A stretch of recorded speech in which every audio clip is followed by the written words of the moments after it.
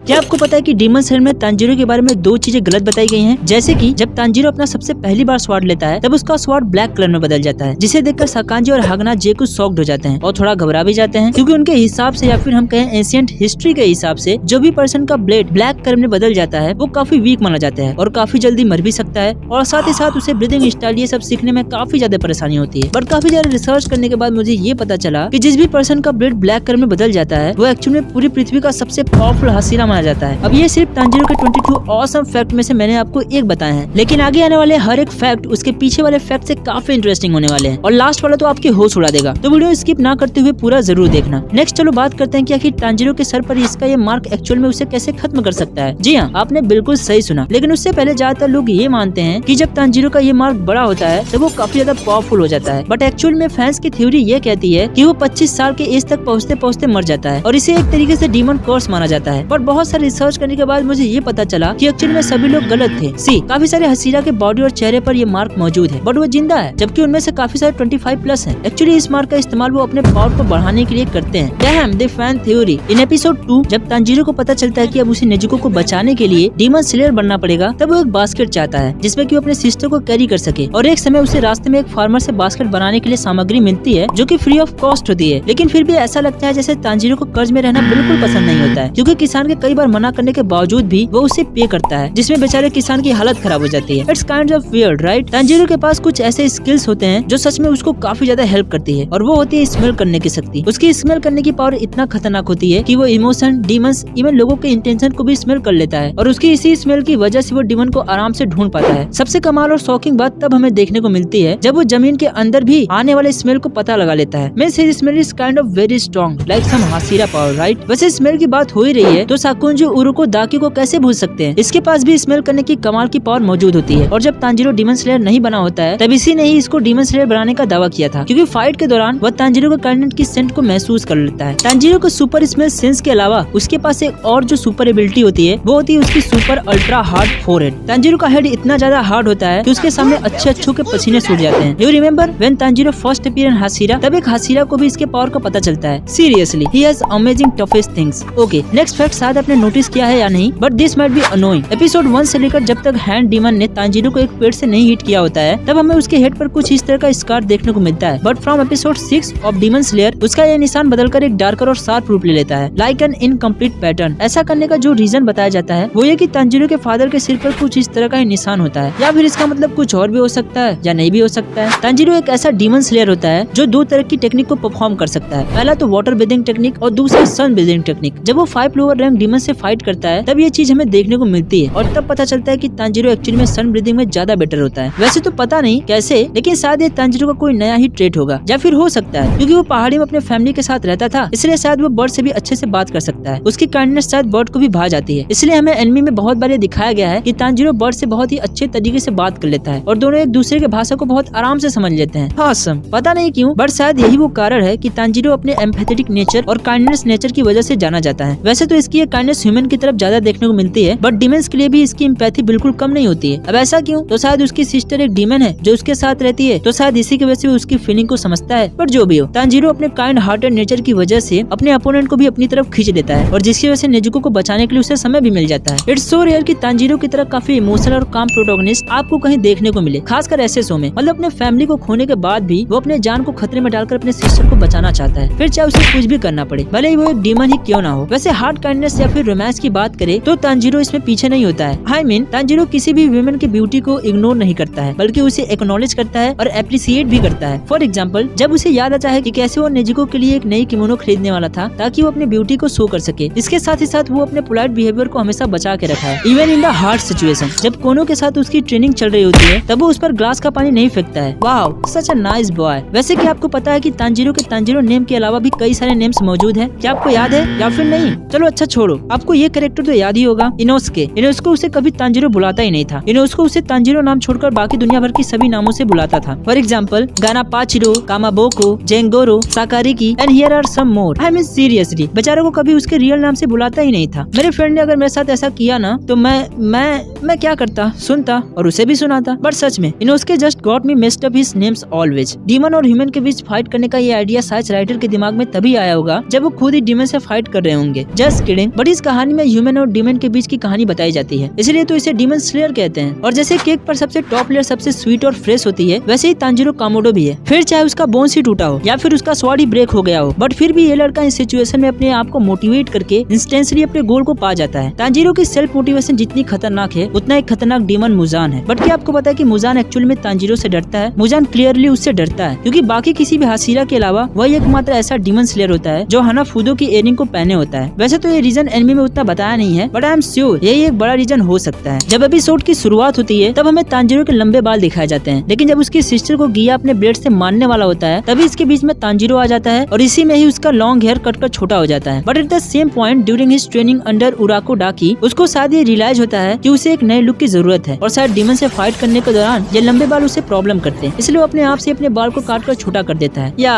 That's make a kind of sense. Tanjiro की उम्र लगभग 14 साल की है, बट उसके उम्र के हिसाब से उसकी ट्रेनिंग काफी कठोर होती है और जिसका क्लू तांजीरो के हाथ पर हमें देखने को मिलता है। उसका हाथ सच में काफी रफ और हार्ड होता है। ये चीजें वैसे जब स्वॉर्म डीमन के साथ इसकी फाइट देखने को मिलती है तब किजुमी कहता है कि यह हाथ किसी बच्चे का हाथ नहीं है। इससे ये तो पता चल ही जाता है कि तांजीरो अपने डीमन स्लेयर के लिए कितना ज्यादा अपने आप को ट्रेन किया है। वैसे तांजीरो बचपन में काफी ज्यादा हार्ड वर्किंग बॉय होता है, क्योंकि वो अपने परिवार का सबसे एल्डेस्ट सन होता है, इसलिए सारे परिवार की जिम्मेदारी उसके ऊपर ही होती है। उसके ट्रेनिंग की वजह से उसका टफ हैंड और काइंड हार्टेड स्माइल किजुमी और हम सबके लिए एक हार्ड रेचिंग बन के रहेगी। और मेरी तरफ से और मेरे ऑडियंस की तरफ से सैल्यूट है तुम्हें। सी इनोस्की और जेनेस्को के साथ फूड शेयर करना, उन पे कभी गुस्सा नहीं होना एक अच्छे फ्रेंड की निशानी को बताती है। जब आप किसी की केयर करते हो तो आपके लिए एक इम्पोर्टेंट पर्सन होता है। तांजीरो इनोस्की और जेनेस्को को अपने छोटे भाई की तरह मानता है और उनका बिल्कुल एक बड़े भाई की तरह ख्याल रखता है। ऑसम। जब तांजीरो डीमन स्लेयर नहीं बना था तब पर भी उसके पास इतने सारे स्किल मौजूद थे जिसे शायद वो गियो को मात दे सकता था और शायद नेजुको को लेकर भाग भी सकता था। शायद शादी से हाशिरा से वीक कंसिडर करेंगे, बट एक्चुअली में ये एक स्ट्रॉन्ग और एक काफी फुर्तीला और चालाक कैटेगरी के अंदर आता है। जब पहली बार गियो और इसके बीच मतभेद देखने को मिलता है तब वो अच्छी तरह से जानता था कि गियो से फाइट जीतना मुश्किल नहीं नामुमकिन है, बट फिर भी इस लड़ाई में हमें उसके काफी होशियारी वाला काम देखने को मिलता है, जिसे देखकर गियो भी काफी शॉक्ड हो जाता है और जिसकी वजह से गियो भी इम्प्रेस्ड हो जाता है और तभी इसके दिमाग में इसे एक डीमन स्लेयर बनाने का भी आइडिया आता है। डीमन स्लेयर बनने के बाद तांजीरो मुजान से जब पहली बार मिलता है तब वो काफी गुस्से में दिखाई देता है। वैसे तो वो उसे पकड़ नहीं पाता है, बट इसे देखकर मुजान के दिल में एक बड़ा डर जरूर बैठ जाता है और वैसे पर भी उसे डर लगना भी चाहिए, क्योंकि तांजीरो एक सबसे ताकतवर डीमन स्लेयर होता है और उसने इसके पेरेंट को भी मार दिया होता है, जिसमें सिर्फ उसकी सिस्टर ही बचती है और जिसकी वजह से तांजीरो अपने आप को तब तक ट्रेनिंग करता है जब तक वो मुजान को टेक डाउन करने के लायक न बन जाए। तो अगर मुजान को कोई हरा सकता है, उसे मार सकता है, तो वो सिर्फ तांजीरो है। ये बात शायद आपको अभी ना दिख रहा हो, पर आगे पता चल जाएगा। अगर ये फैक्ट आपको अच्छा लगे तो वीडियो को लाइक जरूर कर देना और चैनल को सब्सक्राइब करके बेल आइकन जरूर ऑन कर देना। लेफ्ट वाली वीडियो पे क्लिक करो और अगर आप एओटी के सच्चे फैन हो तो इस वीडियो को देखकर आपका दिमाग खराब हो जाएगा।